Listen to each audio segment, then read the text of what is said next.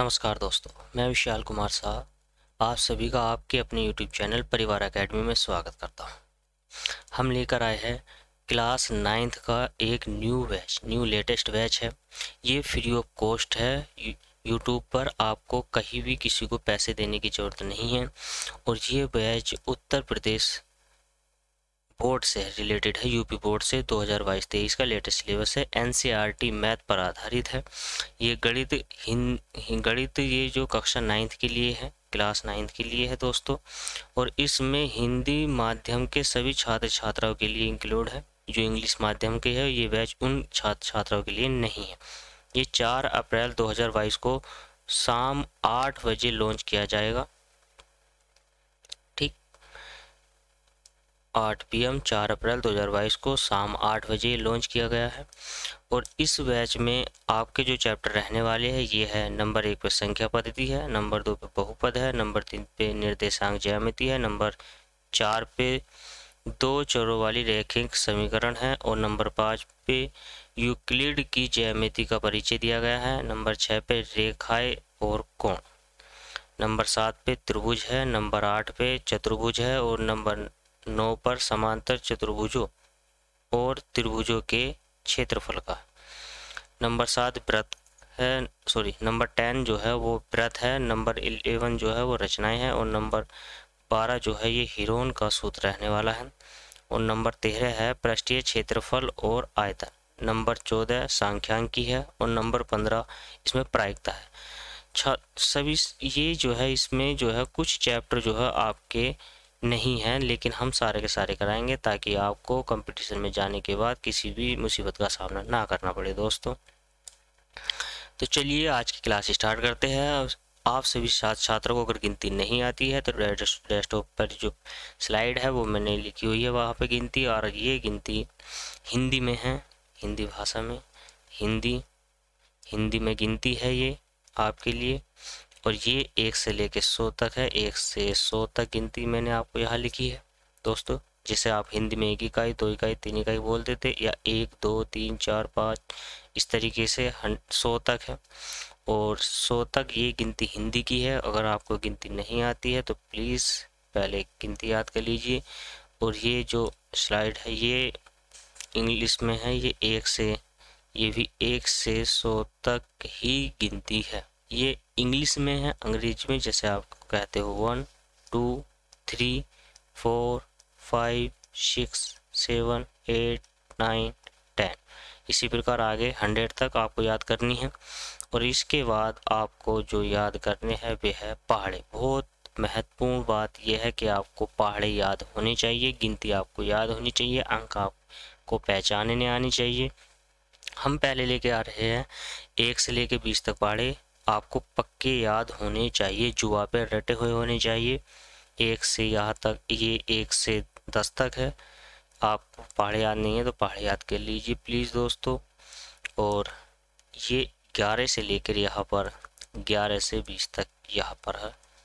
आपको 1 से लेकर 20 तक पहाड़े याद होने चाहिए। ये याद आपके होने चाहिए, ज़रूर होने चाहिए दोस्तों, तभी आप सीख पाओगे। और ये कक्षा 9th के सिलेबस में पहला जो चैप्टर रहने वाला है ये आपका रहने वाला है संख्या पद्धति का। संख्या पद्धति का चैप्टर आपका रहने वाला है, यानी कि नंबर सिस्टम हम आपको कराएंगे। और नंबर सिस्टम में चलिए पढ़ते हैं क्लास की ओर दोस्तों। आज हम बात करने वाले हैं इंट्रोडक्शन के बारे में। सिर्फ इंट्रोडक्शन के बारे में हम आपसे बात करने वाले हैं आज। ये नंबर सिस्टम में इंट्रोडक्शन संख्या पे जो है संख्या पद्धति, ये संख्या क्या है थोड़ा सा जान लेते हैं संख्या के बारे में। संख्याओं को लिखने एवं उनके नामकरण के सुव्यवस्थित नियमों को संख्या पद्धति कहते हैं। ठीक, लिखने, नामकरण और सुव्यवस्थित यानी कि क्रम अनुसार ढंग से, सुव्यवस्थित ढंग से लिखी गई संख्या पद्धति कहते हैं। संख्या एक गणितीय साधन है जिसका प्रयोग गणना करने के लिए, मापने के लिए किया जाता है। ठीक, आपको परिचय याद हो गया, डेफिनेशन है आपको, यह डेफिनेशन जो है ये आपकी लिखी गई है, आप इसको याद कर सकते हैं। चलिए बढ़ते हैं आगे। आगे बढ़ते हैं हम कि प्राकृतिक संख्या क्या है, नेचुरल नंबर क्या है। आप कक्षा 9th में हैं तो आपको यह बातें याद होनी चाहिए कि प्राकृतिक संख्या कौन सी होती है और होल नंबर कौन से होते हैं, सम संख्या, ये इस वगैरह प्रकार की सारी संख्या मैं आपको कराऊंगा कि सम संख्या कौन सी है, अभाज्य संख्या कौन सी है, विषम संख्या कौन सी है। तो दोस्तों बढ़ते हैं प्राकृतिक संख्या पर। प्राकृतिक संख्या यानी कि नेचुरल नंबर, इंग्लिश में भी थोड़ी सी जो है इनके नाम जो है इंग्लिश में भी लिखे हुए होंगे, घबराने की कोई जरूरत नहीं, हिंदी में पूर्णतः आपको बताया जाएगा। डेफिनेशन की ओर बढ़ते हैं, प्राकृतिक संख्या की डेफिनेशन की ओर बढ़ते हैं। तो वे संख्याएं जो गिनने में प्रयुक्त होती है, वे संख्याएं जो गिनने में प्रयुक्त होती है, अर्थात शून्य से बड़े पूर्णांक को क्या कहते हैं, प्राकृतिक संख्या कहते हैं। जैसे 1 2 3 4 डॉट डॉट, ये इनफिनाइट तक होती है, अनंत तक होती है, इनकी गिनती नहीं की जा सकती दोस्तों। प्राकृतिक संख्याएं 1 से स्टार्ट होती है, डॉट डॉट डॉट 1 2 3 4 5 6 7 8 9 10 11 12 13 14 इस प्रकार से अनंत तक, इनफिनाइट तक, जिसे परिभाषित नहीं किया जा सकता दोस्तों, आगे तक बढ़ती चली जाती है। फिर प्राकृतिक संख्याएं धनात्मक होती है, धनात्मक यानी कि प्लस में होती है, ये धनात्मक संख्याएं होती है। और प्राकृतिक संख्या में जो सबसे छोटी संख्या होती है आपकी, वो होती है। आपसे अगर कोई प्रश्न करता है कि बेटा बताओ कि सबसे छोटी प्राकृतिक संख्या कौन सी है, तो आप क्या बताओगे कि सबसे छोटी जो है, सबसे छोटी प्राकृतिक संख्या हमारी क्या है, 1 है। आपसे पूछा जाए कि सबसे बड़ी प्राकृतिक संख्या कौन सी होती है, तो आप बताना कि सबसे बड़ी प्राकृतिक संख्या हम ज्ञात नहीं कर सकते, क्योंकि सबसे छोटी संख्या 1 होती है और 1 से बढ़ते जाने पर ये इनफिनाइट तक चली जाती है, जिसका कोई अंत नहीं है दोस्तों, अंत नहीं है, आगे तक काउंट ही हो रही है। आगे इन संख्या ये अनंत तक होती है, ये मैंने आपको बता दिया। और इन प्राकृतिक संख्या को समुच्चय कैपिटल N द्वारा प्रदर्शित किया जाता है, दर्शाया जाता है। तो ये आपको कैपिटल N बराबर 1 2 3 4 5 डॉट डॉट डॉट इन्फिनाइट तक रहने वाली है, ये इन्फिनाइट तक। आपको प्राकृतिक संख्या समझ में आई दोस्तों। आगे बढ़ते हैं हम प्राकृतिक संख्या के प्रकार के। प्राकृतिक संख्या के प्रकार कितने होते हैं दोस्तों, तो प्राकृतिक संख्या के प्रकार होते हैं 3। नंबर 1 सम प्राकृतिक संख्याएं, नंबर 2 विषम प्राकृतिक संख्याएं और नंबर 3 अभाज्य प्राकृतिक संख्या। ये संख्या है, ये यहाँ पे मिस्टेक है दोस्तों, ये संख्या है अभाज्य प्राकृतिक संख्या। अब बढ़ते हैं नंबर 1 पर। प्राकृतिक संख्या में नंबर 1 पे सम प्राकृतिक संख्या। सम प्राकृतिक संख्या कौन सी होती है, सम प्राकृतिक संख्या कौन सी होती है, अगर आपसे ये पूछे सम प्राकृतिक संख्या कौन सी होती है तो भी वही होंगी, और आपसे पूछे कि सम संख्या कौन सी होती है तो तब भी वही होंगी, आपको घबराने की कोई ज़रूरत नहीं है दोस्तों। तो हम बढ़ते हैं सम प्राकृतिक संख्या की ओर। वे प्राकृतिक संख्याएं जो 2 से विभाजित होती है, वे सभी संख्याएं जो 2 के पहाड़े में आ जाए या 2 से विभाजित हो जाए, 2 से कट जाए पूर्णतः, वे सारी की सारी संख्या कौन सी होती है, सम संख्या होती है, और वे सम प्राकृतिक संख्याएं कहलाई जाती है। तो जैसे में 2 4 6 8 डॉट डॉट डॉट आदि तक, ये आगे है, 22 के बाद भी होगी, 22 के बाद 24 होगी, 26 होगी, ऐसी डॉट डॉट डॉट आगे। तो आपने डेफिनेशन याद करी कि सम प्राकृतिक संख्या कौन सी होती है, ऐसी संख्याएं जो 2 के पहाड़े में आती हो या 2 से पूर्णतः विभाजित हो जाती हो, वे सारी की सारी संख्याएं सम प्राकृतिक संख्याएं होती है दोस्तों। तो नंबर 2 अगर हम 2 की बात करते हैं तो विषम प्राकृतिक संख्या है। विषम प्राकृतिक संख्या कौन सी होती है, डेफिनेशन सेम रहने वाली है, लेकिन बस थोड़ा सा अंतर है नहीं का। कौन सा, नहीं का, वो किससे, 2 से। ऐसी प्राकृतिक संख्या है या प्राकृतिक संख्या है जो 2 से विभाजित नहीं होती, जो 2 से नहीं कटती है दोस्तों, वो सारी की सारी संख्या कौन सी होती है, वे विषम प्राकृतिक संख्याएं कहलाई जाती है। जैसे 3 5 7 9 15 18 21। आप कहने लगे कि एक विषम संख्या है या नहीं, एक विषम संख्या नहीं है, इससे ये प्राकृतिक संख्या है, ये विषम संख्या में काउंट नहीं होती दोस्तों। ये एक क्या है, एक सबसे छोटी प्राकृतिक संख्या है, लेकिन ना ही ये सम है और ना ही ये विषम, लेकिन हम आपको विषम में इसको इंक्लूड कर लेते हैं, लेकिन इसको विषम कह नहीं सकते, क्योंकि ऐसी एक संख्या है जो ये ऐसी एक संख्या है जो सम को भी पूर्णतः काट देती है, विषम को भी, अभाज्य को, सम को भी। किसी भी संख्या को एक से आप भाग दे सकते हो, वो उतनी ही बार विभाजित होगा। आपको समझ में आया कि विषम संख्या कौन सी होती है? विषम संख्या वे जो 2 से विभाजित नहीं होती है, जो 2 के पहाड़े में नहीं आती है, 2 से संख्या नहीं कट जाती, वे सभी संख्या कौन सी होती है दोस्तों? विषम प्राकृतिक संख्या होती है। बात करते हैं नंबर 3 की। नंबर 3 है अभाज्य प्राकृतिक संख्या। अभाज्य प्राकृतिक संख्या कौन सी होती है? वे प्राकृतिक संख्याएं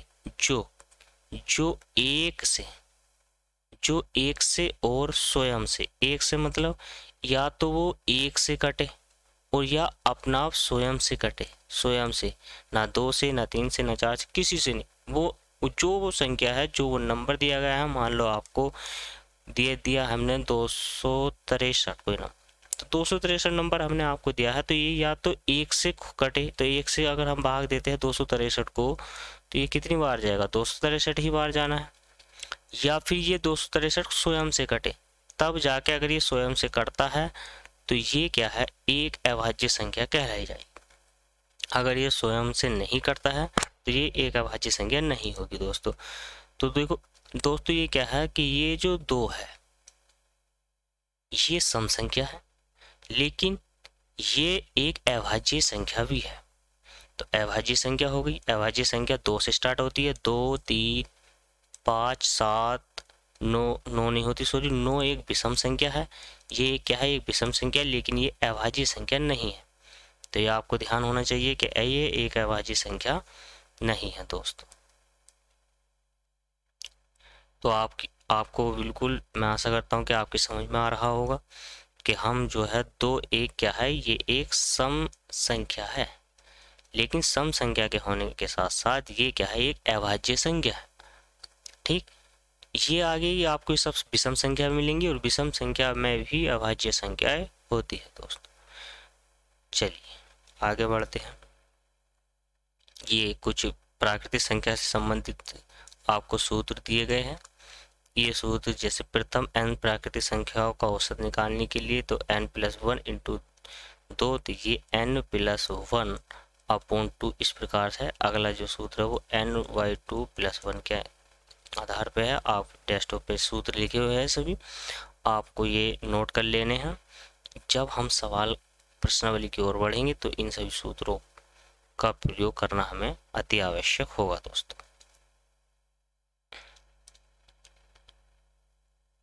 बात करने वाले हैं हम पूर्ण संख्याएं क्या होती है। पूर्ण संख्या क्या होती है और इन्हें इंग्लिश में कहा जाता है कि होल नंबर्स।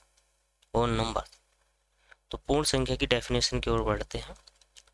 मेरे साथ साथ नोट्स बनाते चलिए, पूरे कंप्लीट आपको नोट्स प्रोवाइड कराया जाएगा और ये आपको याद ही करना है। याद नहीं किया तो आप कुछ नहीं कर पाओगे जीवन में, ये सिर्फ आपको याद ही करनी है सारी डेफिनेशन। चलिए दोस्तों, तो आगे बढ़ते हैं पूर्ण संख्या के बारे में। यदि प्राकृतिक संख्याओं में शून्य यानी कि 0 को शामिल यानी कि सम्मिलित कर लिया जाए तो प्राप्त सभी संख्याएं पूर्ण संख्याएं कहलाई जाती है।